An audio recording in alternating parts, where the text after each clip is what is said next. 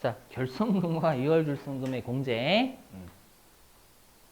자, 요게 뭔지 좀 들어보시면 여러분들 요거예요. 여기. 자, 보세요. 자, 2022년도에요. 내가 총 수익 금액, 여기는 사업소득이에요. 자, 총 수익 금액이 내가 얼마냐면 5억. 근데 필요 경비가 8억. 눈물이 앞을 가리는 상황이죠, 많이. 그죠? 이럴 수 있죠. 사업소득 있으신 분들은요. 특히 코로나 같은 시기에. 예. 그럼 이거 우리가 사업소득 금액이 음수잖아요. 맞죠?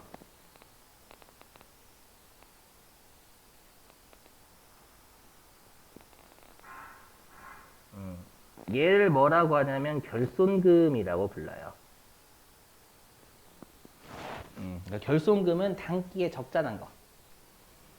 아셨죠? 단기에 적자난 걸 우리가 결손금이라고 지칭을 해요. 아셨죠? 자, 그랬다가 2023년에 총 수익 금액이 10억, 필요 경비가 6억 해서 총 4억. 이건 흑자죠? 맞죠? 그러면 우리가 만약에 23년도에 4억에 대한 세금 내면 좀 억울하죠? 우리가 작년도 우리가 2023년이 단기라고 하면 작년도에 3억 적자 봤으니까. 그죠? 그래서 요 3억을 빼줘요, 4억에서.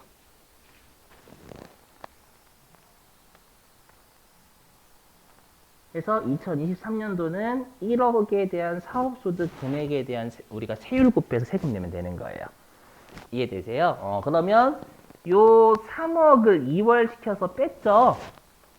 맞죠? 이걸 뭐라고 하냐면 우리가 얘를 2월 결손금 공제다라고 불러요. 결손금이 2월이 됐고 그걸 단기의 흑자 범위 내에서 뺀 거잖아요. 되세요?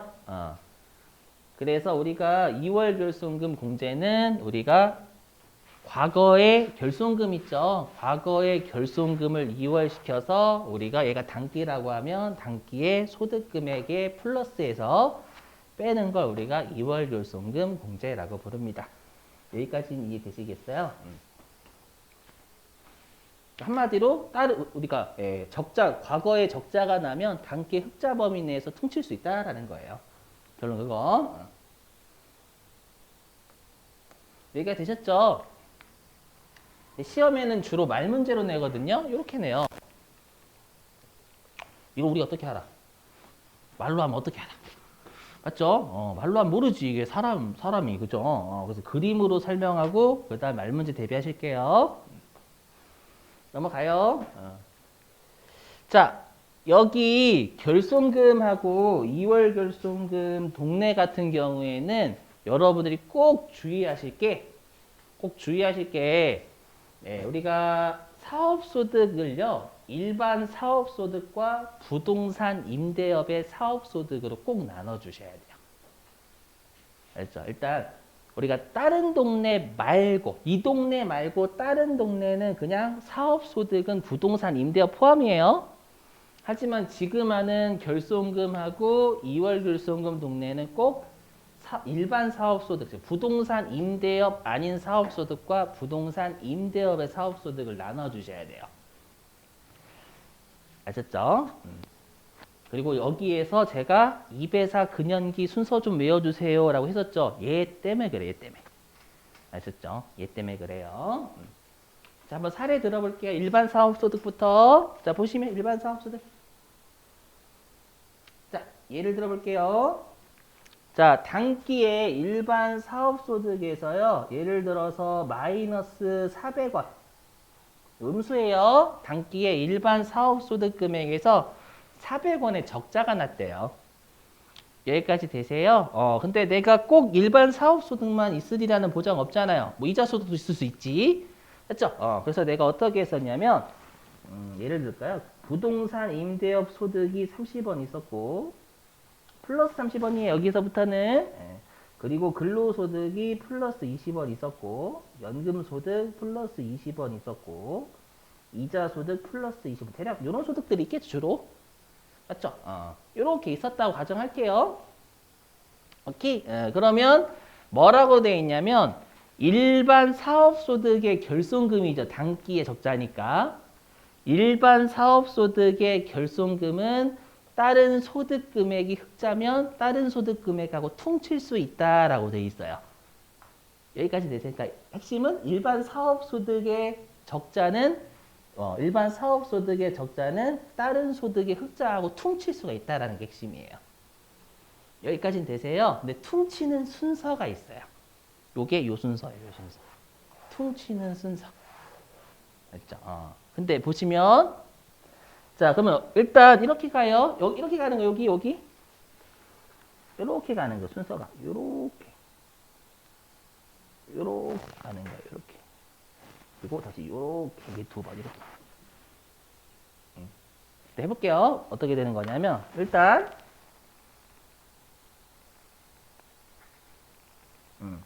자, 그럼 우리가 부동산 임대업에서 먼저 메꾸는 거예요. 똑같은 사업소득이니까 여기에 1번이라고 안 돼 있는 것 뿐이에요.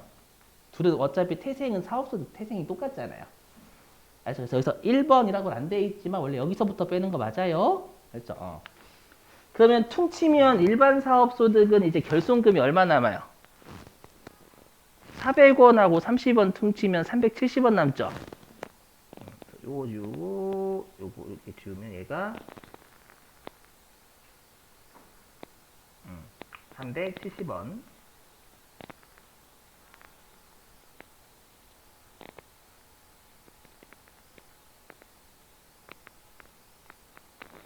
되세요? 이렇게.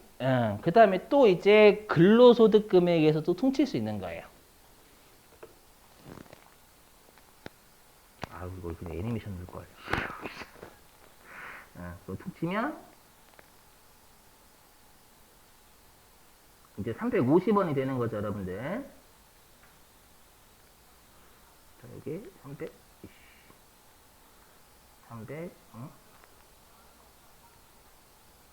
왜 이래?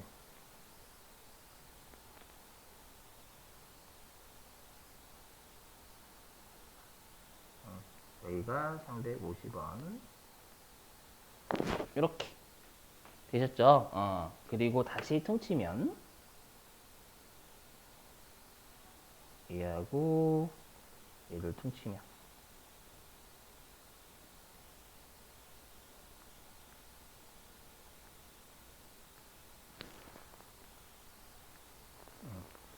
여기가 330원.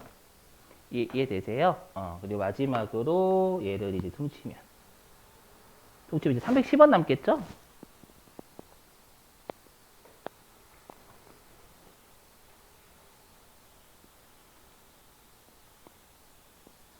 되셨어요? 이렇게? 그러니까 순서대로 우리가 퉁칠 수 있다라는 거예요.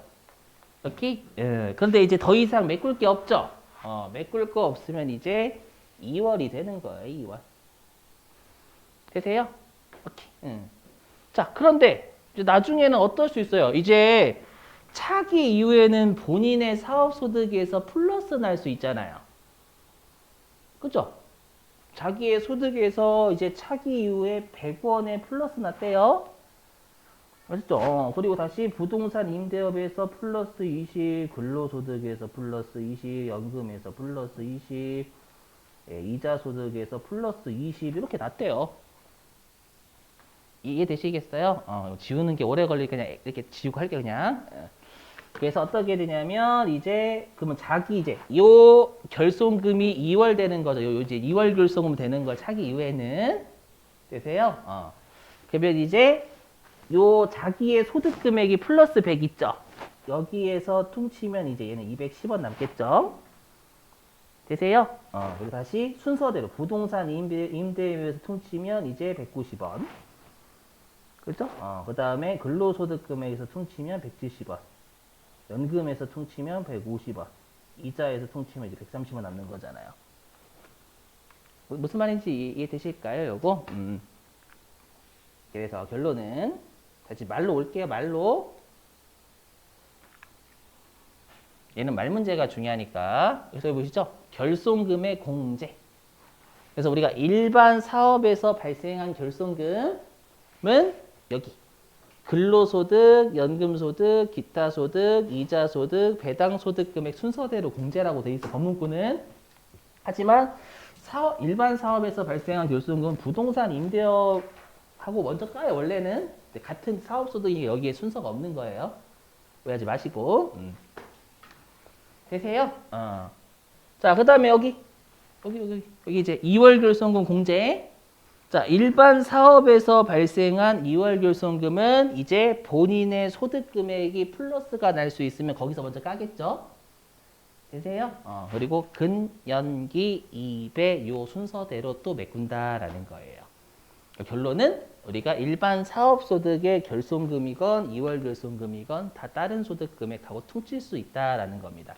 대신에 순서를 외워주셔야 돼요. 이거 순서 거꾸로 내거든요. 아셨죠? 주의해 주시고. 자, 그 다음에 이제 부동산 임대업은 쉬워요.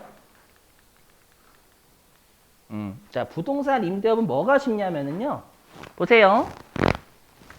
자, 부동산 임대업에서 마이너스 400원의 단기의 결손금이 났어요. 그리고 근로소득에서 30, 연금소득에서 30, 이자소득에서 30 이렇게 발생을 했대요. 되셨죠? 결론부터 말씀드리면 부동산 임대업의 결손금하고 2월 결손금 있죠. 얘는 다른 소득 금액에서 툭 못 쳐요. 요게 핵심이에요. 그 말은 이 마이너스 400원 여기서 툭 못 치고 여기서도 못 치고 못 쳐요. 이해되세요? 툭 못 치고 그냥 이 마이너스 400원이 2월만 돼요. 안타깝죠? 그리고 나중에 이제 부동산 임대업 자기 소득 금액에서 플러스 날 수 있잖아요. 100, 여기 뭐 30, 여기 30, 여기 30. 이렇게 났대요. 그러면 이제 자신의 소득 금액에서 플러스 났죠. 그러면 2월 결손금을 퉁칠 수는 있어요. 자신의 소득 금액에서는. 이해되세요? 그러면 자신의 소득 금액에서 퉁치면 얘가 이제 300원 되겠죠. 되셨죠? 하지만 이제 또 다른 소득 금액에서는 퉁 못 치는 거예요. 이해되시겠어요? 무슨 말인지 요거? 오케이?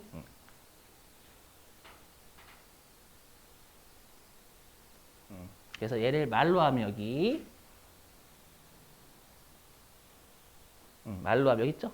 부동산 임대업에서 발생한 결손금은 다른 소득 금액에서 퉁 못 친다. 그죠? 그리고 여기 가로 2번 여기 2월 결손금의 공제에서 부동산 임대업 있죠? 부동산 임대업에서 발생한 소득 금액에서만 메꿀 수 있다. 그죠? 그리고 다른 소득 금액에서는 못 메꾼다라는 거예요. 어렵지 않으시죠? 그 다음에 요거 순서 많이 냈어요. 요것도 뭐냐면 우리가 퉁치는 순서가 결손금부터 퉁쳤죠. 사업에서 발생한 결손금부터 퉁쳤잖아요. 얘가 1번. 그죠? 그리고 일반 사업에서 발생한 2월 결손금 퉁 두 번째 치는 거예요. 꼴찌가 부동산 임대업에서 발생한 2월 결손금은 지 소득 금액에서만 퉁칠 수 있어요. 3번. 얘를 시험에 어떻게 거꾸로 했냐면 시험에서 2월 결손금부터 공제한다 이렇게 장난친 적이 많아요. 보시면 순서가 결손금부터 먼저 퉁치고 2월 결손금 나중에 퉁치잖아요. 여러분들. 이걸 거꾸로 낸 적이 많아요. 아셨죠? 이거 주의하시고 또 최근에 예를 냈어요. 이게 뭐냐면은요. 죄송하지만 할게요. 뭐냐면 자 보시면 하기 싫어 솔직히 이거. 자 내가 2009년에요. 2009년에 일반 사업소득에서 마이너스 300원 났대요. 아시죠? 그리고 2010년부터요. 2019년도까지는요. 2021년도라고 해야 되나? 2021년 있죠. 요때까지는 사업 소득이 없었대. 폐업했대. 그냥 아무것도 안 했대. 그냥 받아들여요, 여러분들. 예. 그랬다가 내가 이제 2022년도에 요때 내가 이제 500원의 사업소득에서 흑자가 난 거예요. 아시죠? 그럼 왠지 요 마이너스 300원을 2월 시켜가지고 뺄 수 있을 것 같잖아요. 안 돼요. 뭐냐면 시점에 제한이 있어요. 결손금을 2월 시키는 제한이 있어요. 시점에. 여기 요놈 씻게요. 죄송해요 여러분들 제가 만든 거 아니다. 이렇게 할 때 제일 여러분들 표정이 안 좋거든요.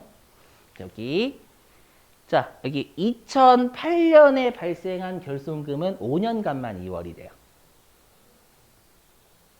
그 다음 여기 있죠. 여기 2019년 이전분은 10년이니까 2009년부터 2019년까지 발생한 결손금 10년간 2월이 돼요.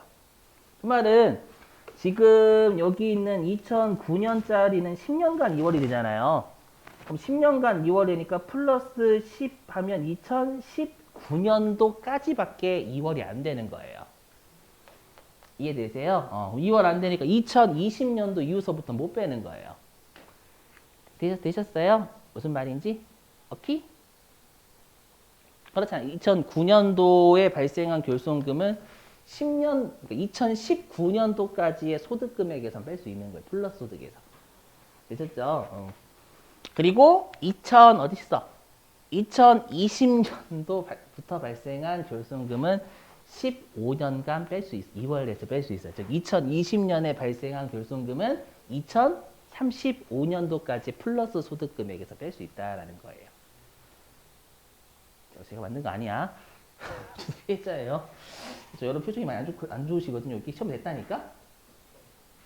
진짜로 여러분들 더럽지만 내요. 제가 들어온 건 아니에요. 자, 그리고 중소기업은 예외적으로 단계 적자 났죠. 중소기업. 중소기업이다라는 건 우리가 일반적 개인 얘기예요. 중소기업 같은 경우에는 단기에 적자가 나면 우리가 전년도에 냈던 세금을 돌려받을 수도 있어요. 그거만 챙기시면 소급공제 중소기업 한정한다. 이것만 외우시면 돼요. 우리 시험은. 됐죠? 자, 그리고 오해하시면 안 돼. 요거 문구. 뭐냐면 요 문구. 부동산 임대업 중에서 주택 임대업 있죠? 주택 임대업은 부동산 임대업이 맞아요. 맞는데 결손금하고 2월 결손금 할 때는 우리가 사업소득처럼 다른 소득에서 퉁칠 수 있다라는 걸 이렇게 주고 있는 거예요.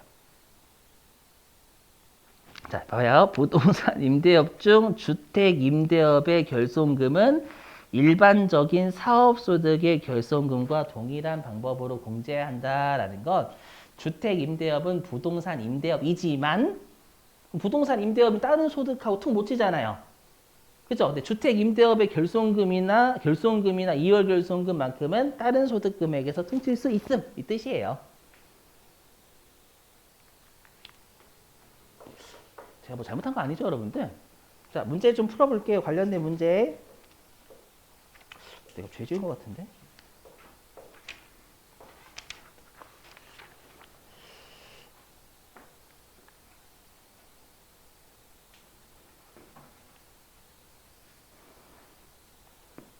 자, 교재는 어디냐면은요.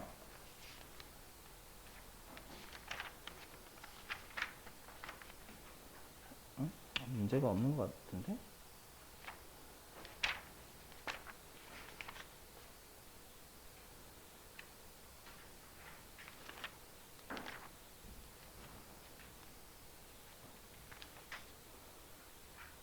여기는 문제가 없네. 우리 교재에는 문제가 없어요. 근데 실제 최근에 문제가 있긴 있어요. 그걸 나중에 제치하고 실제 여기 지금부터 나눠드릴 그 소득세 유의문에 있어요. 자, 일단 오늘은 여기까지 할게요. 네.